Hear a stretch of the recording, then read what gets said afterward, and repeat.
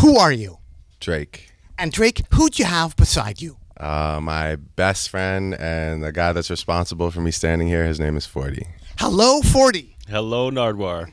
Welcome back to Toronto, Canada. the 6. The 6. The 6. And right off the bat, Drake and 40, I have a gift for you. And it is in this towel right here. Whoa, this is actually legendary. This can definitely go on our shrine? Yeah, our shrine. What could you say about Biggie? I'll let you speak on that first if you want.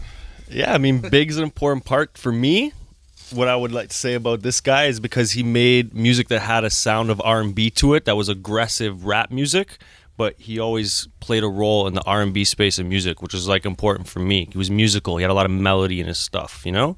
So as aggressive as some of his music was, a lot of it was extremely melody based. So I was always a big Biggie fan. I think he had like the nastiest and tightest cadence and flow ever in rap music. I was gonna say Big has my favorite cadence, you know, the approach that he takes to every I gotta put the accessories on first. Okay. The approach that he puts to every the approach that he took to every joint that he got on was just like it was incredible. So I'm a huge Big fan, definitely. And even the sunglasses. Yeah, these here, yeah, which is where yours is. But those are silver on the side. Yours, we still love it. Now, we shouldn't forget about 40, should we? We never do. We never forget about 40, and I have a gift for 40 right here, rated. Wow. Triple X, Cool G Rap, and DJ Polo. Wow. I have this vinyl. A sealed cassette. It's that freak stuff right there. Cool G Rap is one of my favorite rappers of all time, so you know I appreciate this. What can you say about Common and being called a bitch for having a Common CD?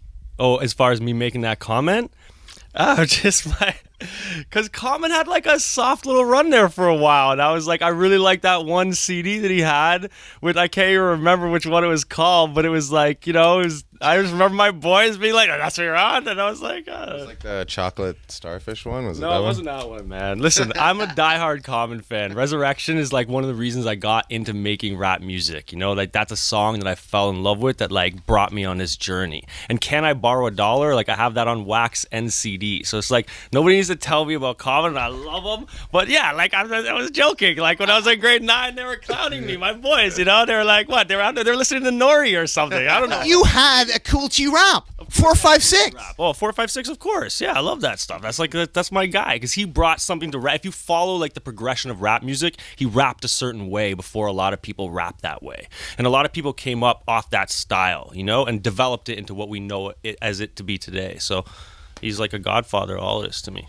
And you know that 40 is not a collector scum because he opened a sealed package. Yeah. That's amazing. Did you just do it right now? I was like, I'm just not. I just woke up. That's amazing. Yeah, well, value went down, I'll tell you that much. So. No, listen, it's still there. I'm sorry. I just woke up from like a 40 likes to like everything. He makes everything his own, you know. So now that's a 40 Cool G Rap collab right there, you know. And we have another gift for you, Drake. Timmy Thomas, Why Can't We Live Together? Which forms he? Well, this is what we sampled for Hotline Bling, yeah. And this was such a great record, and I actually discovered this sample, just to be completely honest, because I like to be completely honest. I discovered the sample after the fact, so I really actually fell in love with this song after I had heard the beat. And it was almost like a daunting task at that point to even you know think of sampling this, but incredible song and such a good gift because this was actually in my like top 10 or 20 songs of all time. So that's a good gift. Well, if it wasn't, I'd tear it right off just to make you feel. Just check. Yeah. And actually, we have right over here a message if you want to crowd around his laptop from Timmy Thomas to me? To Drake. So here we go from Timmy Thomas to Drake. Right here. What would you, Timmy Thomas, like to say to Drake? Okay. Well, the first thing I'd like to say is I appreciate the fact that you used my first original track. No cover. You never used any of that. And I also appreciate the fact that I heard some of the comments where you're saying, well, I think it was Productions 85, where they said we used Timmy Thomas's version of that first one, and everybody in the room said, man, that's it. That's the one. Then they listened to a lot of other beats. So that, number two, that made me feel good, to be able to talk to artists that were not even born that can relate to that type of feel from 1973. That's number two. Number three, I appreciate the fact that people love him so much. You have a whole country that in Canada that loves him. You know, I mean, he can't do any wrong. You know, and then you got all those people that are now listening again, which was number one in Canada with 73. Now it's number one in Canada with Hotline Bling, which is not the message but the music. So I just want to say to him from the bottom of my heart, thanks a million. Music Drake and you and the music crew. Oh man, that's what's up, Timmy. Man, I love you, man. You have a message for Timmy Thomas. Yeah, I just want to thank him for making incredible music in the time that he was making music, and just for doing something that is timeless, because it's really difficult, not only for something to be good enough to still resonate with you years later, but to be good enough to actually take a piece of it and be able to make something else from it. That takes a really special creation. So Timmy, you're one of my favorite artists, man, after listening to this full thing, and I've heard the whole thing, and I love one man band. Yeah, exactly. Yeah, I love you, man. I appreciate that message. That means a lot. I'm gonna put this up here with the and it was 1985. Was it 85? Because he mentions 85. No, 85 is the producer of the song. Yeah. So, and he did a lot of stuff on Views with us. So now Hotline Bling, and we have a little gift for 40 right here. It wasn't the first that we heard of it. In fact, we heard it on Sade's LP. Because if we turn it over, what do we see on the very back of Sade's multi-million selling LP?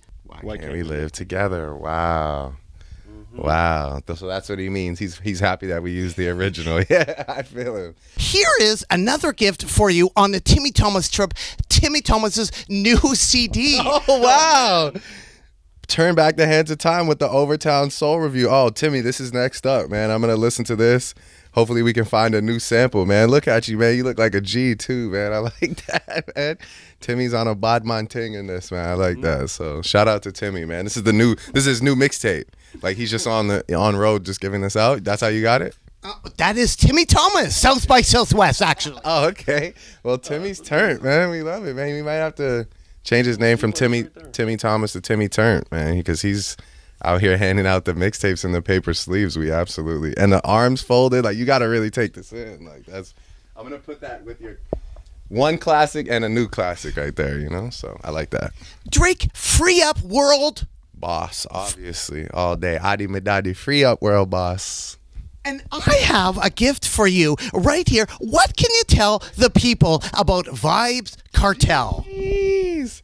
Vybz Kartel is one of my biggest inspirations, one of my favorite artists. You want to talk about a guy, you know, coming out of somewhere coming out of a place that has their own thing, their own culture, and absolutely just taking over, becoming like the one person to idolize. You know, I was there. I've been to Jamaica, you know, when the Gully Gaza thing was going on. I've been there before. I was there after, and no matter what, people are always holding up Vybz as an icon. So big up Vybz, man. He's definitely a big inspiration to myself and Party Next Door as well. I know me and Party have had a lot of Vybz conversations. So and Popcan and Popcorn, who's on Views. Yeah, and Popcorn, obviously, you know, unfortunately Vybz is incarcerated right now, and that's why we say free up world boss. But Popcorn basically, you know, was his young boy and came in and filled the shoes and gave Jamaica incredible songs and an incredible movement, you know, and that's something I'm a part of as well. You know, Unruly OVO, we're one family. So did you almost get arrested with Mavadado? I think his name is Movado.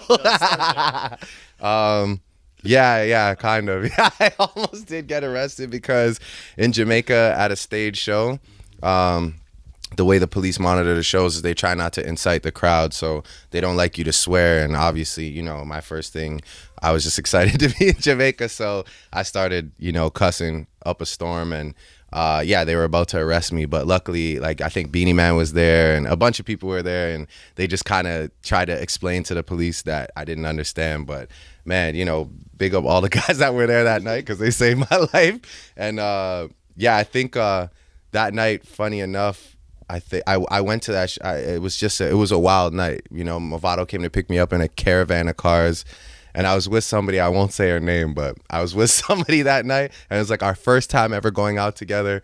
And needless to say, she did not stick around. She definitely left and never spoke to me again. So it was definitely an intense night. But, you know, big up Movado again, another legend from Jamaica. And this right here is probably the best thing I've received in a long time because Vibes is a legend, man. So Voodoo Child, sound. you are a DJ.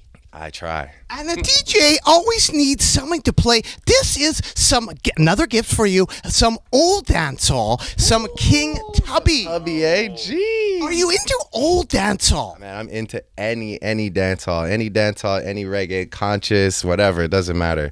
I'll listen to anything. I feel like the writing, the melodies, and just the layering of the music in this genre is incredible. So, King Tubby, this is classic. For Voodoo Child. Sound. And also, regarding 40, like, this is very, very interesting. What can you say about Justin Pierre, this 7-inch right here? Okay, so this is Justin's? This is... Yeah. Oh, man. Do you know much about 40's background? I mean, I don't know. This is about Justin Pierre. Trudeau and Pierre... Yeah, Pierre Trudeau, Justin Pierre by... Okay, but by Dinah Christie, who is like my sister's godmother. Yes. Yes. Yeah, How do Dinah you- Christie is my Yeah. sister's godmother. Wow, that's mind blowing. I mean, like, listen, I can't sit here and tell you I know everything about Dinah Christie, other than the fact that I love her with my heart, like family, because she is family. And from like the age of like 3 years old, she was in my house, and I knew her and loved her. But like the fact that she even made a record is like mind blowing to me, and I don't Pierre exactly Trudeau's understand what this is. That is 40's godmother. Yes. Well, all blessings to her. What do you know about 40? Like, what do you know about 40? I know a lot about 40. You just gotta ask. Actually, I was curious, and I have a gift for you. What can you say? This is a book by... This is the Don right here. I call him the Don, but his name is Donald Shabib, and that's 40's dad. But he's the real Don. Oh my god. Wow. Yeah. What can you say about the Don? Me or 40? Yeah, you, Drake. I could say he's a very, very wise man. Somebody who's always there with gems for us, you know, along the way. He provides us with guidance. He's just an incredible guy, a genius, you know, great filmmaker. And that is all about going down, The road. which has been pictured over there in the 40 studio. Correct. There's a poster over there. So there is a book all about the movie, a Canadian classic that 40's dad created. And 40 is helping to create another... Canadian classic. Very well played. Maybe there will be a book. Maybe there will be. But that is actually for Drake. Oh, so that's amazing. Well, I'm gonna keep it. Did you and 40 work with Dr. Dre before Wayne? Yeah, we did. We have a long history with Dr. Dre. We were blessed enough to be part of the Record One troops, and we had our experience, you know, being part of that. So it was definitely it was nerve-wracking, and we were young, but we tried our best, and you know, and he gave us a shot. We did what we did, and Did your tracks ever surface? no, I don't know if anyone's tracks ever surfaced, but there was a lot of music back then, and I got to work with Snoop Dogg in that time. I got to work with a bunch of people, and it was a big honor, you know. Speaking of the Dre, Dre. what can you say about this gentleman in this towel right here? Another Dre. Dre. Oh, I think I already know which Dre this is. It's the Thiz. Oh man. Oh, that is crazy. Oh man. Well, this is Mac Dre right here, and shout out to Wanda. You know, man, this is a guy who, again, I idolize because he's from a place, and that place that he's from, which is the Bay Area, hold him to legendary status. And I respect if you're a legend where you're actually from. You know, I mean, it's cool to be popular in the world, but if you're a legend where you're actually from and they actually love you where you're from, and they don't say that anybody else is better than you, then I respect you. And that's why I respect this guy right here. So, man, shout out to the Thiz, man, for real. This is very epic. This is very epic, right? This is my second Mac Dre bobblehead, actually. I have the one of him playing tennis, too. So this is my second one, but I've never seen this one. I was curious. 27 hours to I don't know. Memphis. Oh, Memphis. Oh man, yeah. Classic. Shelby Drive. Shelby Drive, baby. Whitehaven. Whitehaven. Oh man, yeah. Southland Mall. You know, I used to eat at the Piccadilly Circus with my family, but Shelby Drive is a street that, you know, I probably spent a lot of time on, man. A lot of summers, you know, when my mom would let me go out there. And Memphis has a really dear place in my heart, especially with the music that I make. So. I was curious about this particular photo, Memphis Moments. What is going on there? Man, well, this is my cousin TJ. Royalty? No, that's not royalty, actually. Royalty is not in this picture, which is crazy. But this is my cousin TJ, who actually, he has a Cash Money Millionaires bandana on, which is kind of pretty crazy foreshadowing. But and then that's me. That's me with braces and a do-rag and glasses, wearing a Tennessee Volunteers jersey. That's my Uncle Chris, who literally, that is his permanent face, and he's always that cool. And then that's my Uncle Bert, who's just, you know, one of my favorite rappers, and just the ultimate Memphis thug, amazing, incredible uncle you could ever have. So this is just a portion of my family, but that is amazing. Memphis Moments. Memphis Moments, man. My mom actually made me a scrapbook, and in it was a page in the scrapbook, Memphis Moments, and above you can see there's other pictures all around. But yeah, this is a crucial picture from a trip that I took with my dad to Tennessee. I was curious about Memphis, Tennessee. Did you run into the 3-6 at all back then? Of course, I was a huge 3-6 fan, and you know, I mean, again, a group of guys that were from somewhere that didn't have a sound, and they created a sound. I'm a huge Juicy fan, huge Paul fan, and yeah, man, you know, I really got to meet the guys, I think, later on in life, but I'm a big 3-6 fan. And 3-6 just had a whole movement. I mean, they had a bunch of artists popping up, and they were just doing something that had never been seen in Memphis, you know, making money that had never been seen off rap in Memphis. So them, and man, like, a bunch of other guys were. Les Chat, and I have a gift for you, actually, because you sampled Le Chat, right? Oh, yes, I did. Wow, you ain't mad, is you? This is crazy. This is another classic. I was just about to say Le Chat. Gangsta Boo, too. Gangsta Boo, who I love. And as well, I was curious, 8 Ball. 8 Ball, oh, of course. Another sealed. Another sealed. I want, yeah, yeah. 8 Ball and MJG. Another incredible group. I mean, one of my favorite songs was when they actually linked up with 3-6. Like the album with You Don't Want Drama, and all the stuff that they were doing with Puff at the time. That was probably one of the biggest, most influential rap albums of my life, because I had just never seen a collection of music that hit that hard at that time. They had real like smashes coming out of a place that usually, I mean, the sound was so dark. So it was, man, Ball and G, man, classic. Man. How young were you meeting Yo Gotti? Wow. Well, my cousin's boyfriend at the time was managing Yo Gotti, and so I was probably about 15, and I got to go to the house where they recorded at, and they took me to the club, and that was probably the most I'd ever seen with my 2 eyes of like, oh, this rap stuff really works. I mean, I had never, they looked like the richest guys in the world to me. I had never seen so many cars, so much jewelry, so much everything. They had the city just locked down, you know, and that was actually, I think, at the time where they were butting heads with 3-6, but it was just an amazing time to be there. I got to witness all of it. And shout out to EMAC, who went to jail for a bit, just came home. So shout out to EMAC. And yeah, man, I mean, Yo Gotti showed me a lot about what's possible in your own city, you know? Knock, knock, twist my hair. And and this is the lyrics to Twist My Hair. And this is Getting First out. song I ever produced, for real, for a major label. And not only that, but if we look closely, what do we see? It's the remix. It's the remix, 40 Days and Vocals. 40 Nights. Vocals by Drake. You're on this I'm remix. on this remix. Wow. I wouldn't remember that verse if you That's crazy. paid me to recite I it. can't believe you found that. And it's the vinyl too. It's like- Yeah, this is probably the only place. Divine Brown, though. Divine Brown. Yes, Divine Brown. Yes, Your first writing credit? my first writing credit on a real first song I produced on a real album. I was her engineer, so I was engineering her album, and she believed in me enough to give me a chance to produce a record, and she used one of my records, and this was it. And you brought in your good buddy? Okay, no, that's the first day I met Drake. Wow. Socrates brought him because Socrates was producing all of the records on this album, and I produced this one. And so he got Drake to come in and do a remix, and Drake and Boy Wonder came to the studio, and that's the first day I met Drake. Wow. And then Gadget yelled at me.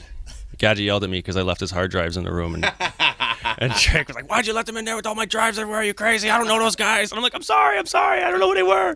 I was just an engineer, I was an intern, you know? But I was lucky enough to like produce a record I was an intern. I wasn't working. And Drake remembers nothing of that day. Nothing. It's a complete blur. Yeah, that is the first day that we actually met.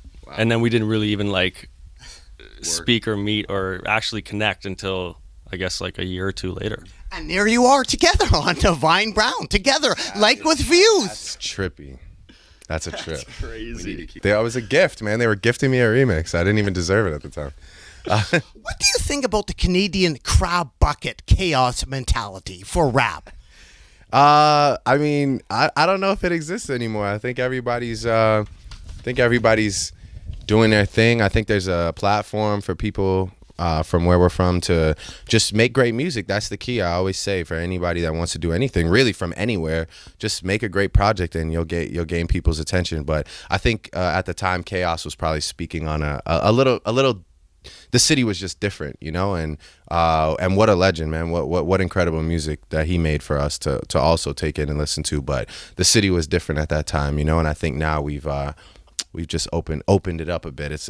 Everyone's proud to be from here. There's a lot less like eyeballing and hating, and it's more just like, you know, when you hear that someone else is doing something from Toronto, you get more excited than be like, oh, that should be me, you know. What can you say about this particular gentleman from Toronto, Cardinal Official, Yorkdale Mall? Oh man, well, I mean, one of my fondest memories is walking through Yorkdale Mall right by the bay and the old Harry Rosen. You got to know the old Harry Rosen to know about that. But turning the corner and seeing this guy standing like what looked like at the time like 7'5", wearing like a fur Kangol and like a Adidas tracksuit, and I remember he was the biggest rapper in the city, and I remember I was walking in the mall. I don't remember exactly who I was with, but I turned to the person I was with and I said, I'm gonna be bigger than that guy one day. And that was my memory of Be Cardinal. careful what you wish for. Oh man, yeah. I mean, yeah, it was a moment, but at the same time, you know, he was to me larger than life in that mall, you know. So it wasn't like an offensive thing. It was something to strive for. You know, I wanted to be bigger than that because, you know, prior to that, we had seen him come out at like Rock the Caravan with Jay-Z, and he had songs ringing off across the world. So he was our guy. You know, he was the first one to really be like a star boy from out here. So. I was curious, Drake, what can you say about this particular gentleman right here, the maestro? Did you share a dressing room with him? He says for instant star. Oh man, yeah. Well, actually, we were on two different shows. So I was on Degrassi, he was on Instant Star, and so when they would be filming Instant Star on his weeks, they would swap my name off the door and put up Maestro Fresh West. So we did share a dressing room, yeah. So I always had to make sure I took my stuff out of there, especially if I had any raps written down on paper, because I didn't want my. No, I'm just joking. But yeah, Maestro again, another legend, man, another guy from our city that broke down a wall and had a song that just went farther than anybody at the time. And then not only that, but I mean, a lot of people might like not see this as one of maybe his like top 5 moments, but for me, 416 to the 905 was like, it just was like the first time anyone bigged up like where we were actually from, you know. And it's so funny to see people across the world talking about the Six and talking about Toronto like it's a destination, because at that time, for making a song called 416 to 905 was like insane, you know, like no one's even gonna know what you're talking about. And so I mean, I rate this guy for that, because he wasn't scared to claim where we were from. What's interesting about Maestro is right here, another Maestro cassette. We turn it over and we have the song VIPs Only featuring K-Force, who coined the term T-Dot. T-Dot, oh wow, K-Force, man. Wow, I didn't know that. I didn't know that either. Crazy. Well, K-Force, you had a long run, man, before we showed up, man. So shout out to K-Force, because T-Dot was T-Dot still and always will be, you know, a term that people use to refer to Toronto, but I think Six might have taken over the force. Well, Jimmy Prime, what was his role? Jimmy Prime, because is he the first guy that came up with the Six? Like, who is credited with the Six? I think the Six, you know, Jimmy definitely was out there doing his thing. At the time, you know, Oliver and Jimmy were brainstorming about something, and they had come up with the title together, Views from the Six. And I had asked Oliver if I could use the title because I really liked the title. Oliver had come up with it.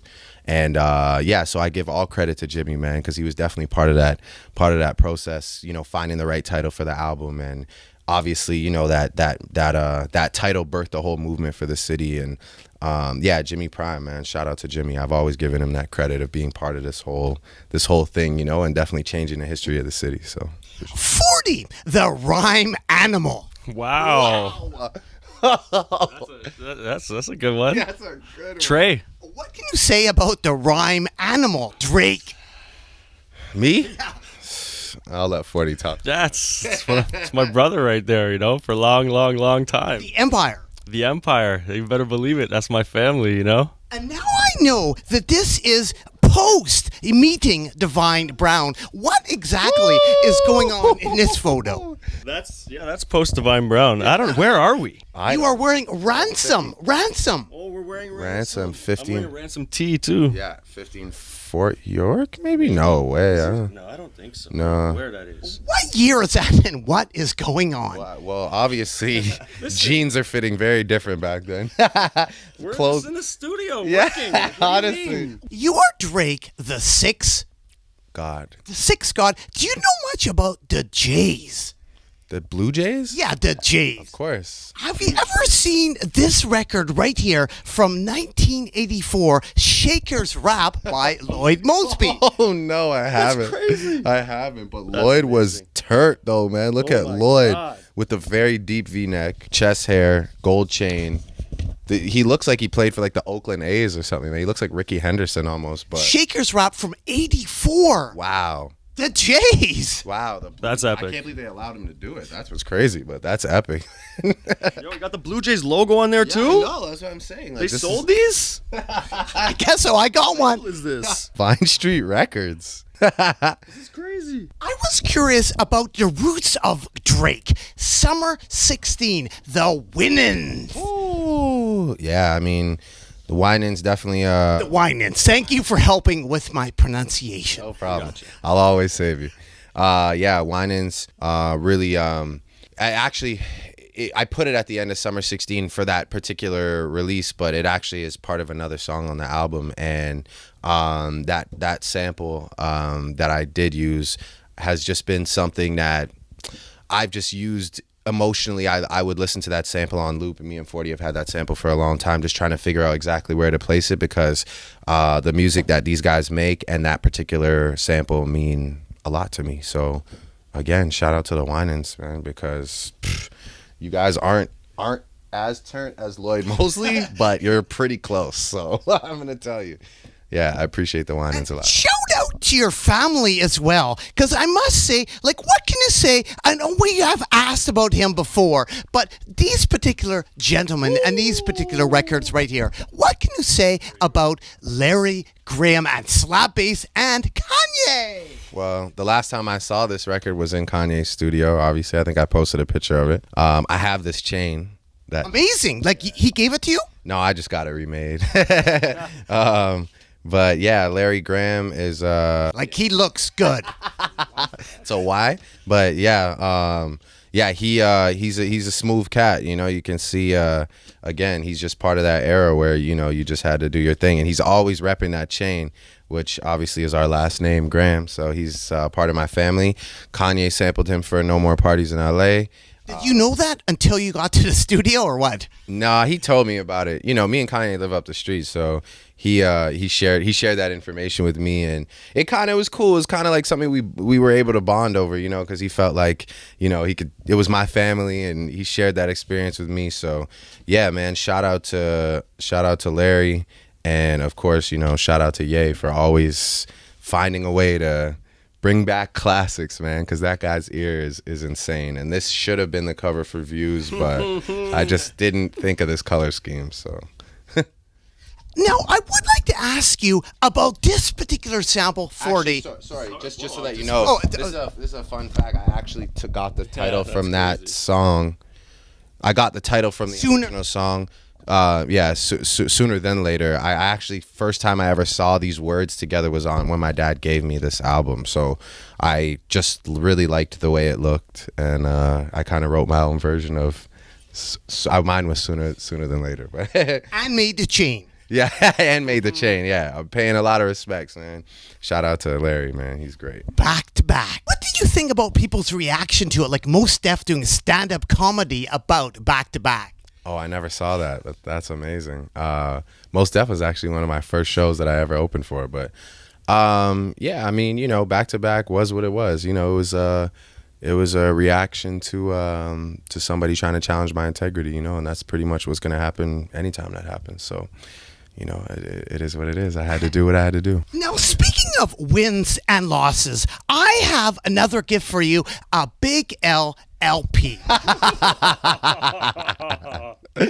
Oh, man. Played, sir. Well played. Yeah, well played. Yeah, Big L. I mean, 40 is like probably can I love Big L. drop gems on Big L right now. Yeah, I mean, it's like I'm a DITC guy, so Big L was an important one to me, He had a battle with Jay-Z. Yeah, he did. It was a tie. It was a tie. Does everybody say it was a tie? It's the general consensus. Is that the general consensus Yeah, on that? it is. It is. I mean, you can pick a side. I was a Big L guy, but we can just say it as a tie. Two great MCs. So. Of course, come on. Yeah. Jay has his W. He's good. He's got a few W's. Yeah. We have a quote for you, Drake. A homie is a player, that is all. So why you have to go and kick his It's just Degrassi. This is Degrassi. I think this is Spinner, right? Spinner's rap? He's Spinner's rap. Balls. Balls. Yeah, it was the operative. What do you remember about Spinner's rap? It was the first time I ever really got to showcase rap on television. But I think they gave me an opportunity after that to write a real song myself. I don't think I wrote those bars, believe it or not.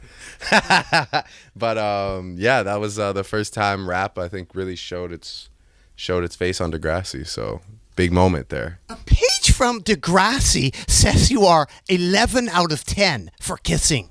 Paige from Degrassi says that? Yeah. You are 11 out of 10. Yeah? She's a sweetheart. Always has been. That's what, did she say that like in an interview or something? Oh, wow. Nice. Yeah, well, her name's Lauren Collins, and I always loved her when I was growing up very much. I still do. And I'd make out with her any day. So I'm down. Quote, I'm usually involved in the jock love triangle. Drake. I said that? Yeah, on Degrassi. Oh. I don't know if that's exactly a quote, man, technically. That's bad wording. I think that's the context from before. It's out of context is the point. But yeah, I think I was always sort of in a storyline. This is before I was in a wheelchair on the show, but I think I was always in a storyline where I was part of some fighting with some other guy for some girl, Do you still kiss your fans? No, I stopped that. I think There's a Button video circulating about, I think 2009 you were kissing your fans. the glory days, man. I miss it a lot. That was when I had this guy on the road with me. Yep. Downstairs at the DoubleTree Hotel, 9 a.m, bags packed. I think those days are past, maybe now. But yeah, I don't know if I you know, you never know how old fans are and what they've been up to prior to the show. So I don't know if I don't kiss fans anymore, but it's still love. The last interview that we did, quote, I keep their bras in a trunk, in a black trunk. I did when my tour manager was a wonderful lady named Tina. She would keep a collection of bras for me in a trunk, and it became a thing to throw bras on stage. And then I think it became a thing for a lot of artists. So I let it go. I let it go. And you used to Pam Grier? Oh yeah, well that was I revisited that today. You know, I'll tell you about our last interview. I mean, that was honestly, I was really high that day, man. And I was tripped out because you're really good at your job. And yeah, I did divulge that piece of information to you. So Pam Grier, I love Pam Grier. I still lust after Pam Grier to this day. I try to find her. I tried following her on Twitter and Instagram, but I don't think it's the real her. But yes, she was one of my first muses. I can put now at 29. I can put it a little better for you. So well, I have a gift for you to continue on with your muse. 2 Pam Grier sealed DVDs. Wow. Well, I will be watching these tonight, and you can imagine how that's gonna go. You know, if you want. Baboom. Amazing. Yeah, very, very, very. Pretty much Pam Grier shaped like what my idea of a woman was, as far as just like shape and curves and body. And Pam Grier is like what I fell in love with as a young guy. And we have another gift for a 40 right here. Some Bone Thugs and Harmony. Bone Thugs and Harmony. The brand new reissue of the 1999 release. I was gonna say that they look like they did when I saw them the other day. That Oh my God, that's brand new. Oh, it's crazy. Brand new reissue of reissue, yeah. But they just put a new pic on the cover, which is obviously the most legendary thing ever. Like, you've met them, right? Yeah, I have. Yeah, we were supposed to have a show in Cleveland, Ohio, I believe, and it got canceled because of something. But we spent like 40 minutes downstairs at the hotel when all the fans like swarmed the hotel because we weren't doing the show. So we were kind of stuck in this like melee trying to get out of it together. But I think we were in Cleveland, Ohio, and people were, I think, a lot more excited about Bone Thugs and Harmony at that moment. So. What do I do with Bone Thugs and Harmony, though? You got to tell me. That is a gift for you. Amazing. I love them. We have some Cameron. Wow. Looking very dapper. Civilized. Yeah, he's looking very civilized. Featuring your boy Mace right there. Yeah, man. I mean, that two guys that I definitely wanted to be growing up, you know? And especially at this time. I mean, it was just... They had their city away at like, it's just that same thing I've been talking about, you know, just guys that pretty much brought new energy to the city. And man, it was just like how much, it's just surreal to watch those guys. How much money can one guy have? How fly can they be? Like, it was just Cam and Mace were epic, you know? And Loon, don't forget about Loon. Everyone always wants to forget about Loon, but Loon was a part of that, man. Yo, shout out to Loon, man. Loon, I see you. I was curious, Drake, who do you sit beside during Raptors games? I sit beside whoever has the time to come to the game. Sometimes I sit with this guy. Sometimes I sit with Chubbs most of the time. But they get involved too. Whoever I'm sitting with? Yeah. Yeah. I mean, me and Chubbs pushes me to go further than usually I probably should. Like the other night, for example. But yeah, you know, I sit with but it has to be someone with a good energy. You know, you can't be like, you know, on your phone not paying attention. So everyone I sit with is passionate about the game. You know. What do you think about Drake and basketball records like Mike? Wow, man, this movie and this time in my life was also crazy because, you know, I mean, Bow Wow was, when you were younger, I mean, you you wanted to be as big as Bow Wow was. Bow Wow was just all the girls wanted Bow Wow. Bow Wow had 106 in Park. It was like Justin Bieber, Fanatic, you know. Yeah, man, Bow Wow. And this movie was just legendary. He got to be with every ball player that you ever wanted to hang out Have you met all these guys like Dirk and Nash? Oh, of course I know Nash. I mean, Nash is probably I'm probably closest with AI and Nash out of this whole picture. C Webb is a great guy. Dirk, obviously an incredible guy, and Jason Kidd I don't really know that well, but Nash is a character, man. That guy for sure, and obviously fellow Canadian, so it's all love. And AI is just somebody that to even spend time around him is just. It's epic because he's Allen Iverson. So You shouted out Kobe on Insta. I did. Yeah. Sad to watch him go. I've had a lot of Kobe memories. I even mentioned him on the album. And yeah, man, just a guy that definitely I have a lot of respect for. And I've witnessed a lot of greatness because of him. So I was curious, what do you think of, and I have another gift for you, what do you think of right here, Kobe Bryant's basketball rapping career? Which Snoop calls bullshit at its finest. who said that? Snoop. Well, in Toronto, we call this. Just look at the feature though. It's featuring who? Oh my God, Tyra Banks. Is she singing? Tyra Banks. I mean, well, Tyra Banks has always been, my wife. Like that's like my woman crush every day type vibe. So, but this is in Toronto. We call this China Ting. So this is when you. This is when you're just trying to ting. You don't know if it's gonna work, but you're trying to ting. And this is Kobe just. And this is Kobe with Destiny's Child. They let this happen? No, really? Yes. Kobe and Destiny's. What do you mean? Wow. I mean, And that is a gift for you. yeah, no, and I appreciate And that. Beyonce is on Views.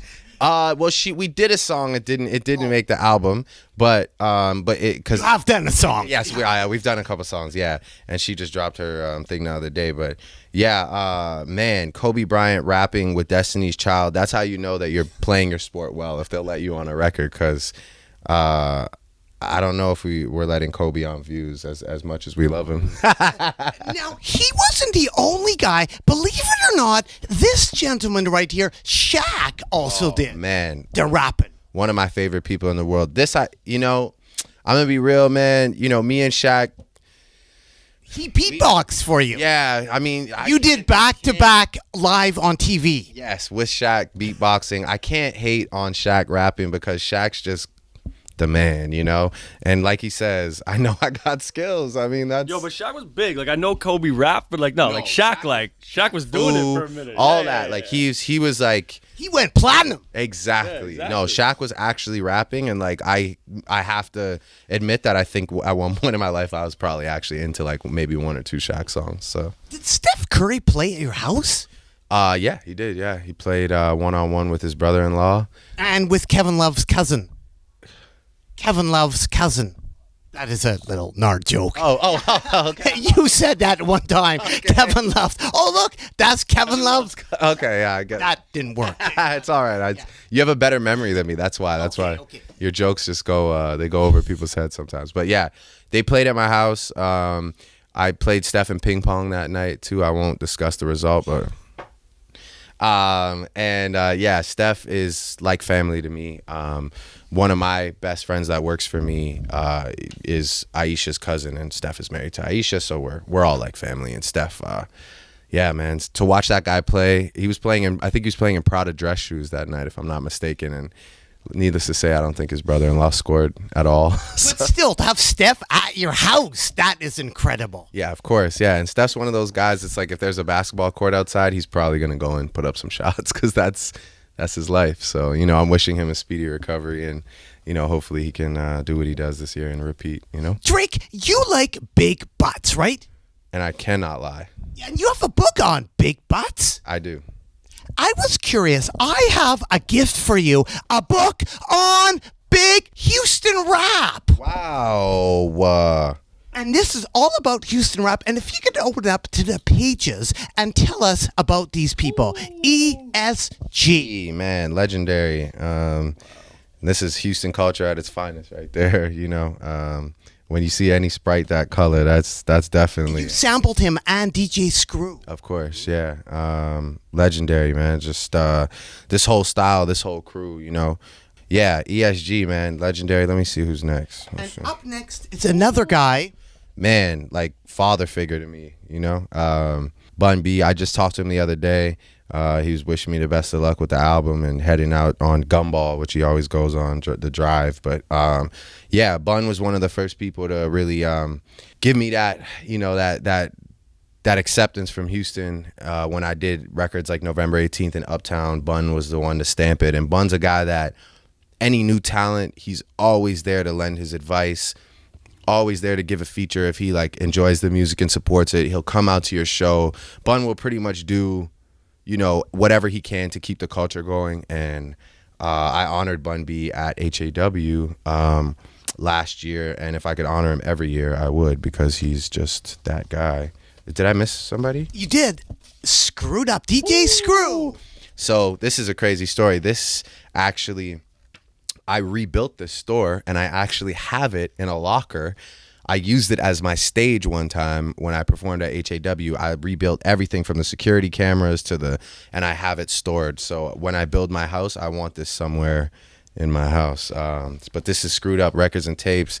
And this is just something that doesn't exist anymore, man. You used to go here, get all the new sounds from that squad. You know, you could buy anything, but I mean, you go to get your Screwed Up. You know, shout out to OG Ron C, keeping Screw alive, Chopped and Screwed. But yeah, you know, this was just something that I wish I got to go. I wish I got to be a part of it, you know, because DJ Screw is a big influence to me for sure. And then you turn to another guy that you sampled for, Big Mo. Big Mo. For November 18th. Of course, yeah, Big Mo, man. Rest in peace. Yeah, you know, an unfortunate story. Like I said, you know, the Houston culture, sometimes it claims some of the great ones, man. So rest in peace to Mo.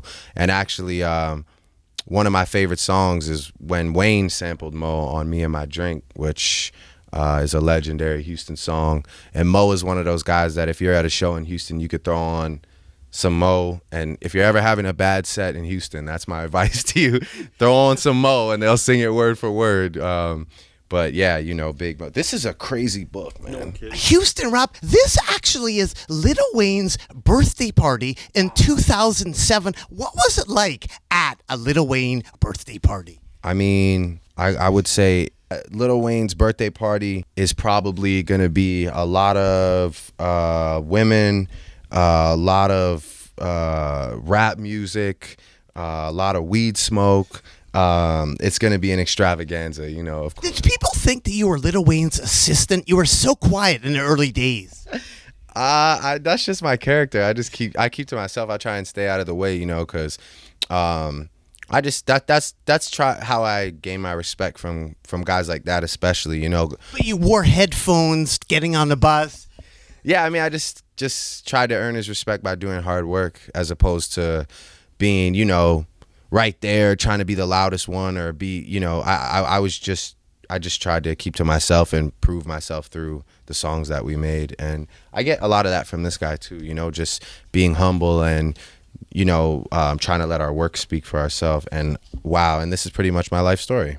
What is the most that you've thrown at a strip club? Well, and Houston does have the best strip clubs. Shout out to DJ Eric. And your first sellout? Yeah, this is my first sold out event at Warehouse Live. And shout out to V Live, and shout out to Dreams, because I used to go to Dreams, and shout out to High Rollers, because I used to go to High Rollers. The most money I've ever thrown in a strip club, I don't know, man. I mean, I think one weekend I think they gave me money, but the thing was, it was money to throw.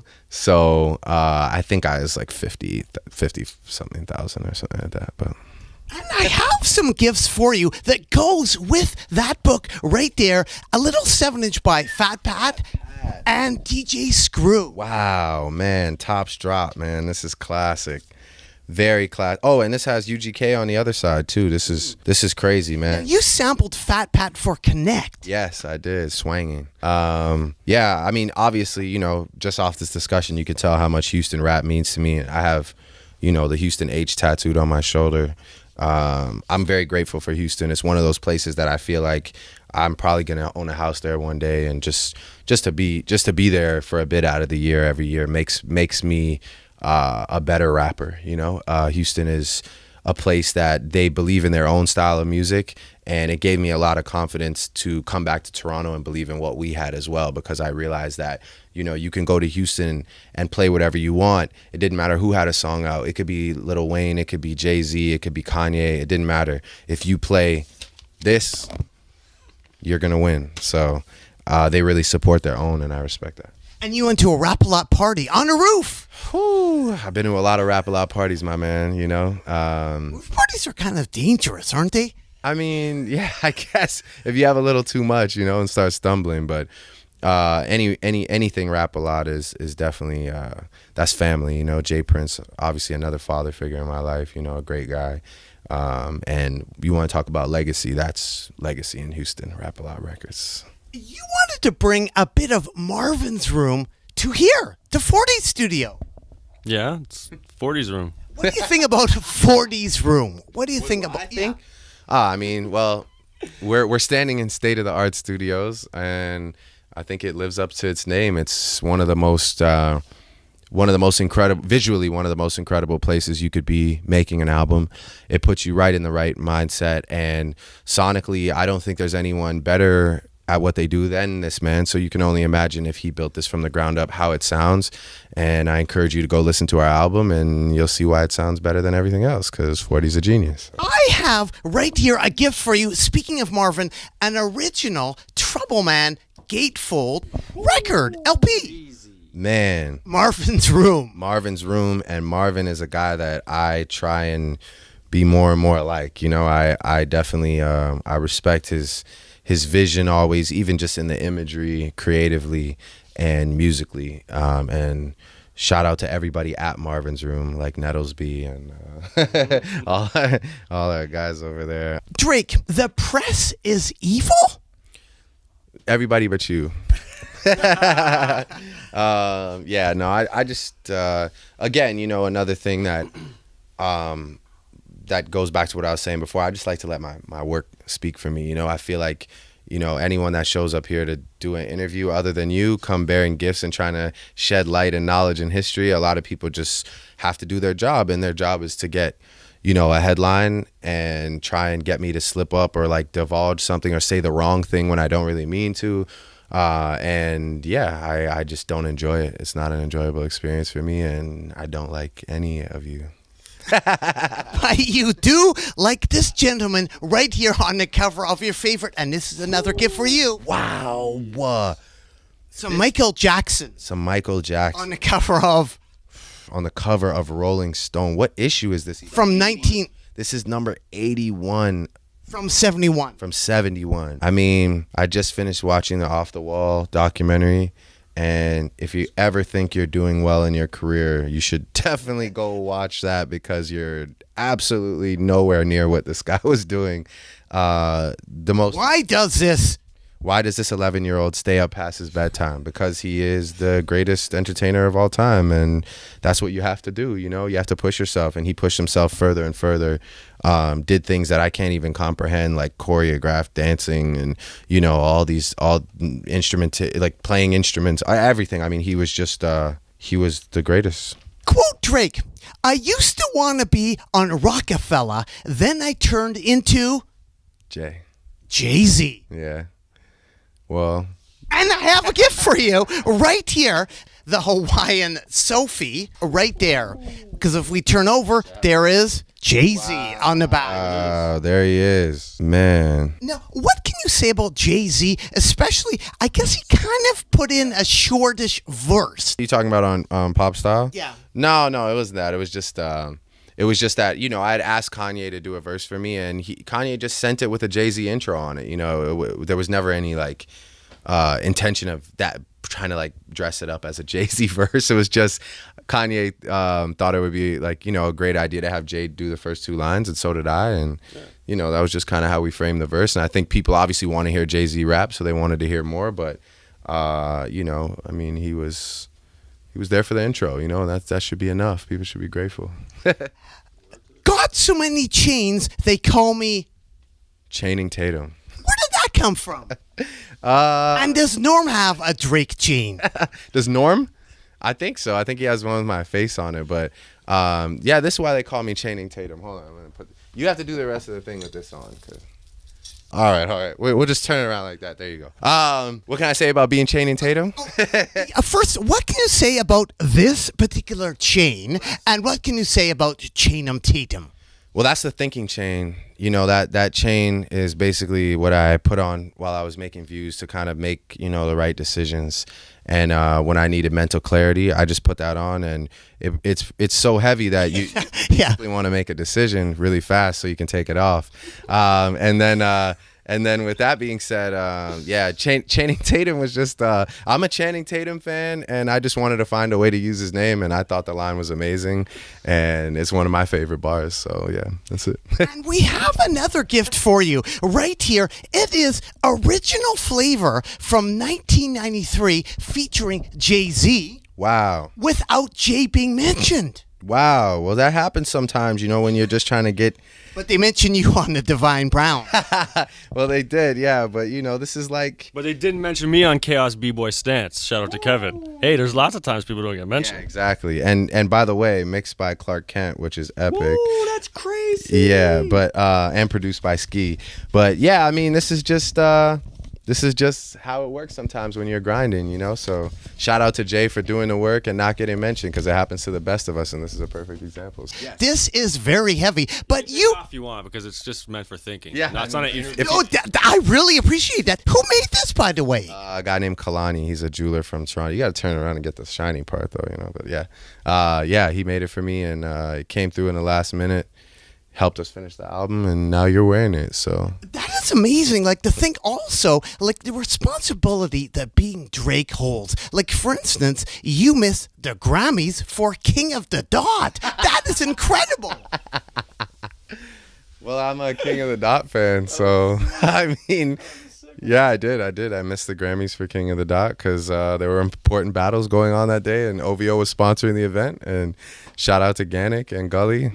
It was better than the Grammys, to be honest, that night, so I was happy about it. The cover of Views is you and the CN Tower. Yes, sir.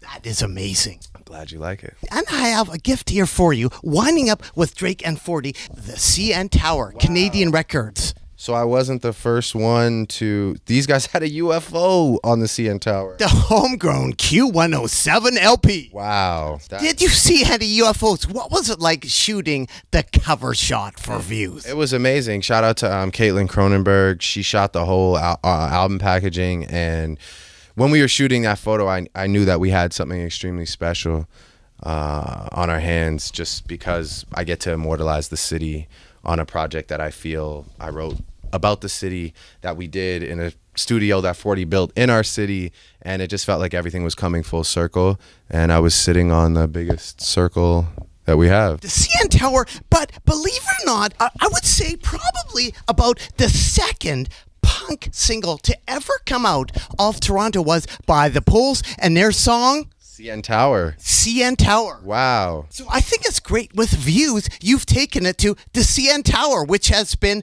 album-fied before. Like, that's incredible. I know. I mean, this is crazy. The history of CN Tower usage here is the lineage of CN Tower usage is amazing. Did you ever think that you would get like CN Tower aficionados, geeks, like geeking over the fact that you went to the CN Tower? Well, I think it's more of a pride thing in the city, just to see a building that everybody knows is Toronto. And, you know, the cover could have been anything. It could have been some glamour shot of me, or, you know, something that was more obscure, but I wanted to make it very memorable for anyone that was a part of this rollout and a part of the city to remember. I remember when he put the most important landmark in our city on his album cover, just basically immortalize where we're from. the Poles and Q107, and Drake, CN Tower. Yes, we're part of a trio, and we're proud of it. Is there a lint roller? There was for one of the Raptors games because I was caught lint rolling my pants. But sometimes you just get linty, man, and you gotta, like, what are you gonna do? You're gonna sit around all fuzzy? It's like I just did what any unlinty man would do and unlinted my pants. I don't know. And I think winding up here, lastly, we should reward 40 with a few more gifts here. Right here, we have Shades of Brooklyn and AZ as well. Wow. What can you say about the Shades of Brooklyn and AZ? Shades of Brooklyn were on back to DJ Premier, who produced this record. No, the Beatminers produced this. No, it was D&D Studios. It was all Primo. 101 DJ Premier, like this mixtape album thing that he put out, and they had Shades of not this song, but Shades of Brooklyn was on that. 40 knows everything. Literally. Change by Shades of Brooklyn was on that DJ Premier 101 tape, and I loved that and had it because 21 Questions by Shock Claire was on there. So that was a pretty serious event that DJ Premier was going to take a song from Toronto and play it on this like mixtape set. So it's kind of cool. They released it on vinyl. It's like it would be as silly as like somebody's playlist in 2016, but back then they like put it out. It was amazing. And AZ as well. AZ is just one of my favorite rappers. Like people always had arguments about who their favorite rappers are, and like, you know, a long time ago when Big was alive and all these things, those conversations were still happening. So for me back then, like AZ was just always at the top of my list. AZ and OC, bizarrely enough with the acronyms, but both of those guys were always my favorite rappers. Curtis Mayfield. One of the greatest. And we have a gift here for you. It is in this tube right here. And this is a gift to help decorate the state-of-the-art studios with Curtis Mayfield and the Impression. Wow. Is this a show? Sunday, March 17th at 8 p.m. Don't miss it. Admission is $3, $4, and $5 if you want to sit front row. Tickets on sale at the Civic Center. An extra added attraction, Curtis Mayfield. Extra added attraction. Sam and Dave had Hold On, I'm Coming, not Hold On, We're Going Home. Yeah, that's a why. What can you say about Curtis Mayfield? Man, Curtis Mayfield is another guy that I associate. You know, Marvin Gaye and Curtis Mayfield are two guys that just remind me of a style of music that my father introduced me to. And Curtis Mayfield has some of my favorite songs of all time. A song that I will probably play at my wedding. Maybe him and Otis Redding have, like, you know, my, again, like top 5 songs of all time. So what about Frings, the Harvey's connection? Is there a Harvey's connection? Oh man, no, there's not. But I love Harvey's though with all my heart.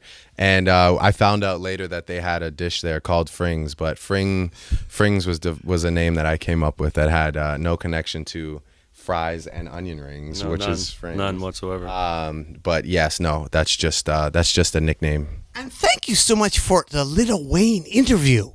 Oh yeah, no problem. Yeah, right. Yeah. Thank you for setting that up. Yeah, my pleasure, man. I mean, anything I can ever do, I'll always try my best. That was amazing. Like, he walked right off stage, right into me. Yeah, it's amazing. Well, you're lucky because, you know, sometimes he might just get back on the bus and keep rolling because he's got money to make and music to make. So How did you convince Lil Wayne to talk to me? I'm also curious. I think I probably, I mean, Drake has the juice. He does, apparently, yeah. if I remember so do correctly. you. Let's not get it twisted. I think I just tried to explain to like him and his management team how important of a figure you are in rap, and I think that without question you're one of the most legendary interviewers of all time, and I just thought it would be a good look for him to have that under his belt, you know, to look back on, and he went for it. So Well, thanks for the kind words, because you also tried for Nicki Minaj, but no luck there.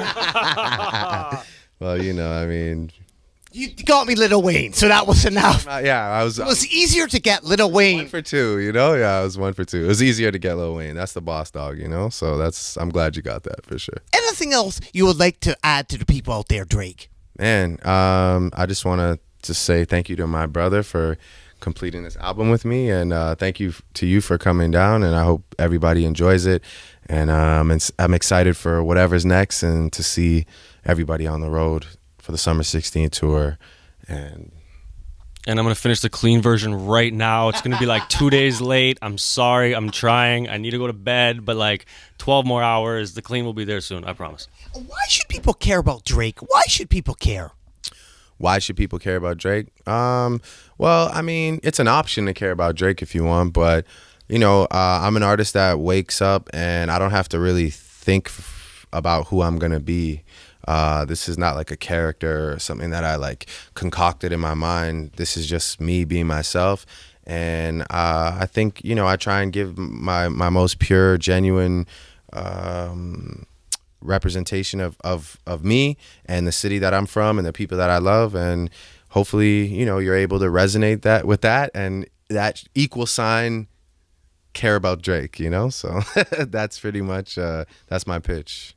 Well, thank you very much, Drake and 40. Keep on rocking in the free world and do. Do obviously.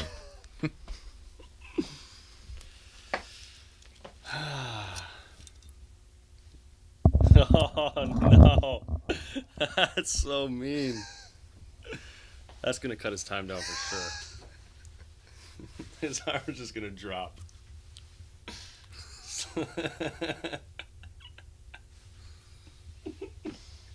Oh, he's got the thinking chain on? Damn, Nardwuar! You making decisions right now? I gotta get a picture of that. This is epic. Morgan just asked me how Nardwuar went. In the freeze. The commitment is real, man.